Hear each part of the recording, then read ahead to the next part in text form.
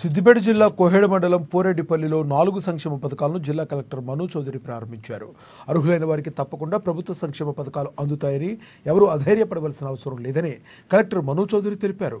సంక్షేమ పథకాల జాబితాలో పేర్లు రానివారు ప్రజాపాలన కేంద్రాల్లో దరఖాస్తులు సమర్పిస్తే వెరిఫై చేసిన అర్హత ఉండే వారికి కూడా సంక్షేమ పథకాలు అమలు చేస్తామని తెలిపారు.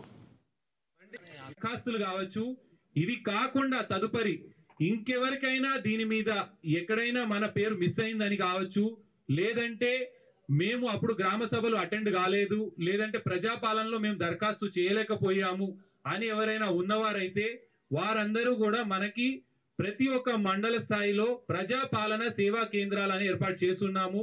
ఇది ఒక నిరంతర ప్రక్రియ కాబట్టి ఈ రోజు రాలేదు అన్నవారు బాధపడవలసిన అవసరం లేదు, అధైర్యపడవలసిన అవసరం లేదు.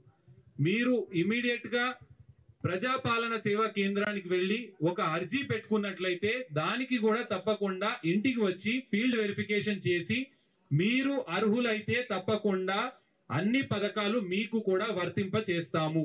దాంట్లో ఎటువంటి డౌట్ లేదు.